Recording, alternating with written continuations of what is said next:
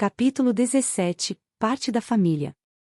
As próximas 2 semanas foram chatas, mas não de uma forma ruim. Depois de perder o elemento surpresa na última missão, o conde decidiu por enviar grupos de batedores atrás do esconderijo dos rebeldes e mais algumas moedas de prata para convencer os plebeus a ajudarem. A violência é boa em soltar línguas, mas é com prata que encontramos aqueles que sabem algo que realmente vale a pena descobrir, explicou o Lorde. O rapaz já suspeitava disso há algum tempo, mas Alvin Gaylor parecia realmente o estar tratando como seu escudeiro. Podia jurar que o título não era nada além de uma formalidade e que fosse, na verdade, um escravo. Essas suspeitas desapareceram rápido. Treinavam do nascer do sol até o meio-dia. Então o acompanhava em suas reuniões, junto de Sam, servindo-no como copeiro nas ocasiões em que tratavam de assuntos militares e outras questões delicadas que não permitiam a presença de servos. A bem da verdade, ficou realmente impressionado com a sua articulação política. O conde falava sobre diminuir impostos para atrair mais refugiados e repor os camponeses mortos por bandidos, animais selvagens, doenças ou que simplesmente decidiram por se juntar aos rebeldes.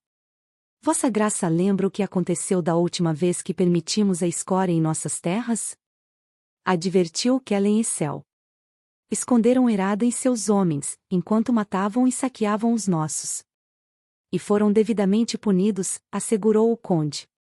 Se começarmos a acolher os indesejados, logo teremos uma infestação. Os plebeus já mal toleram uns aos outros. Garanto que não morrerão de amores por estes párias. E se diminuirmos os impostos, verão isso como sinal de fraqueza. Homens descontentes e arrogantes são a receita para mais rebeldes. E menos impostos significa mais dinheiro nas mãos deles, acrescentou a condessa. O número de roubos vai aumentar de forma absurda, assim como os assassinatos. Será mais seguro para todos se deixarmos como está. Os roubos já estão grandes o bastante, assim como os assassinatos, disse o conde. Algo me diz que não faz diferença quanto dinheiro eles têm. E nossa arrecadação está abaixo do esperado. Precisamos cobrar mais impostos, ou atrair mais camponeses.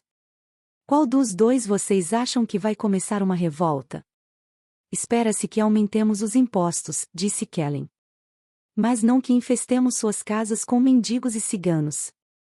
Se permitirmos que esta escória ande livre por aí, a criminalidade irá disparar, isso eu garanto. Se não por parte dos refugiados, então pelos moradores. Por que estamos discutindo isso, quando a resposta está bem na nossa frente? Começou o Barão Frost. Se precisamos de mais ouro e plebeus, só temos que conquistar mais terras. E as minhas. Você quer que eu ponha em marcha meus homens, disse o conde. No fim do outono? Mortos-vivos não sentem frio. Vossa Graça. Eles também não constroem catapultas, nem balistas ou qualquer coisa útil. Nem são capazes de operá-las. Precisamos de homens para isso. Homens vivos. Nossos suprimentos não serão o suficiente e não teremos o que saquear quando a neve cobrir toda a vegetação. Congelaremos até a morte, enquanto nossos inimigos se banqueteiam, dia e noite, em seus salões. É isso o que quer? Então pare de falar besteiras. Houveram outras questões e sugestões menos importantes, como a demissão de certos guardas que não estavam mais à altura de suas tarefas, por essa ou aquela razão, também a respeito de alguns camponeses que vinham oferecendo seus filhos como servos.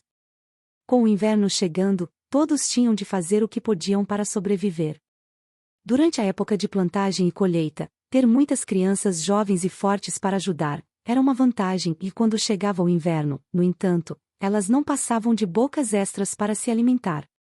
Para estes, havia 2 opções: enviá-los para o Salão dos Poucos, onde poderiam servir por um tempo em troca de comida e abrigo, ou para a floresta, onde seriam abandonados à própria sorte. Teria de ser a segunda, pois o conde não tinha espaço para mais servos. No fim das contas, decidiram por manter os impostos no valor atual e permitir a imigração controlada de refugiados em pequenas vilas ao longo do condado, principalmente aquelas mais perigosas, onde a quantidade de camponeses escasseava. Como as colheitas já estavam terminadas ou quase no fim, os novos moradores receberiam tarefas mais desagradáveis para pagar pela gentileza do Lorde.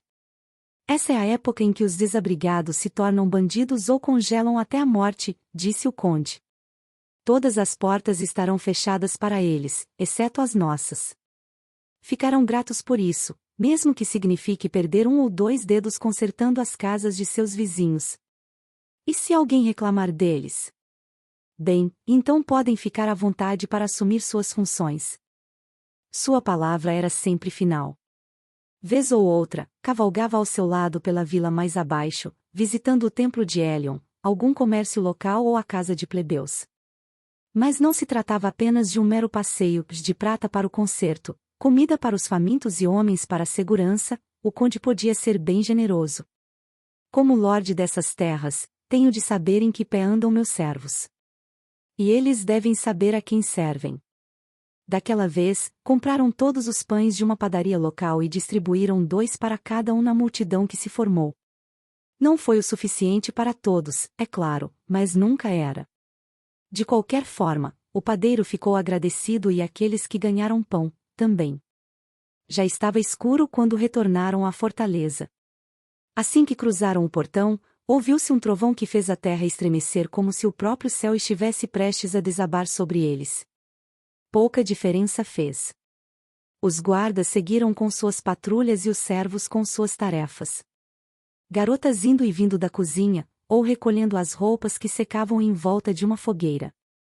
Viu também cavalariços acalmando os animais assustados e um ou outro fazendo qualquer coisa. O conde lhe entregou as rédeas dos cavalos e se retirou, indo até a condessa em seus aposentos.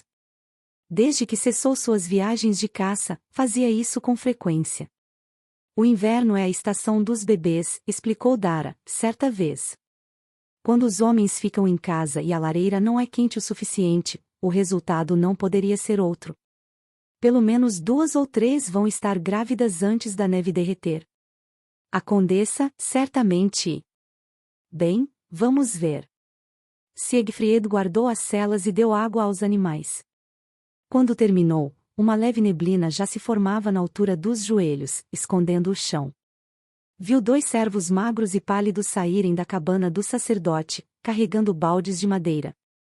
Por um momento, pensou que fossem zumbis, mas... Bem, talvez fossem. Exceto que mortos-vivos não pareceriam tão assustados como eles. Curioso. Siegfried se virou de sobressalto. Não tinha notado o sacerdote, e nem o teria reconhecido se não fosse por sua voz. Estava coberto da cabeça aos pés por um sobretudo negro manchado de sangue, suas mãos estavam enluvadas e usava uma máscara de bico de pássaro por baixo do capuz. Que merda cê tá usando? Isso? Ele retirou a máscara e sorriu, um jovem adulto, dono de um rosto limpo, sem qualquer cicatriz, marca ou imperfeição. Alguém que viveu sua vida preso aos livros, sem nunca conhecer a violência ou a miséria. Ao seu próprio modo, era um pouco inquietante. Sinto muito, me esqueci dela. Por um momento, Drill congelou em um sorriso de olhos vazios, enquanto observava o escudeiro à sua frente. Então continuou. Carne. Que? Os baldes. Estava curioso quanto ao que tinha neles, não? Na verdade, não. Sua graça foi muito gentil em me trazer tantos corpos da sua última caçada. 18, para ser mais exato. Uma pena que já estavam tão frios. Tive de derreter a carne de seus ossos. Não foi uma tarefa muito agradável. Exige muito tempo e materiais difíceis de se produzir, caso contrário, poderia danificá-los e então me seriam inúteis. Muito trabalhoso, de fato, mas tem de ser feito. Carne podre atrai todo tipo de praga e seria uma pena se uma epidemia se espalhasse dentro destes muros, não concorda? 1. Seu olhar divagou enquanto assistia os servos atravessando os portões, carregando os baldes até o rio. Não deu atenção a Siegfried, até que se fossem. Devo muito ao conde. Ele salvou minha vida, sabe? Não que pareça se importar, é claro. Tudo o que quer de mim é o seu exército de mortos-vivos. Não estou reclamando, é claro. É um homem prático, respeito isso. Mesmo que ele valorize coisas menos sofisticadas. Por que você tá me contando tudo isso? Eu só tô tentando puxar assunto.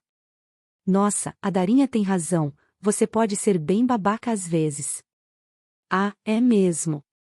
O sacerdote sorriu como uma criança e seus olhos brilharam, fazendo um calafrio percorrer a espinha do escudeiro. Estou trabalhando em uma coisa nova. Acho que será minha obra-prima. Não posso dizer o que é, mas quando eu terminar, não vai haver soldado no mundo capaz de rivalizar com sua força. Então o sacerdote o encarou, fazendo o melhor que pôde para conter sua empolgação, não que tenha sido bem-sucedido. Sorria de orelha a orelha, como que aguardando por uma resposta. Quando Siegfried nada disse, ele continuou. Quer ver? Antes que precisasse inventar uma desculpa, no entanto, o pequeno Sam veio correndo em sua direção, com sua fiel amiga logo atrás. Ei! Gritou o garotinho, se atirando no seu colo e o abraçando. Sieg! Você demorou pra caramba.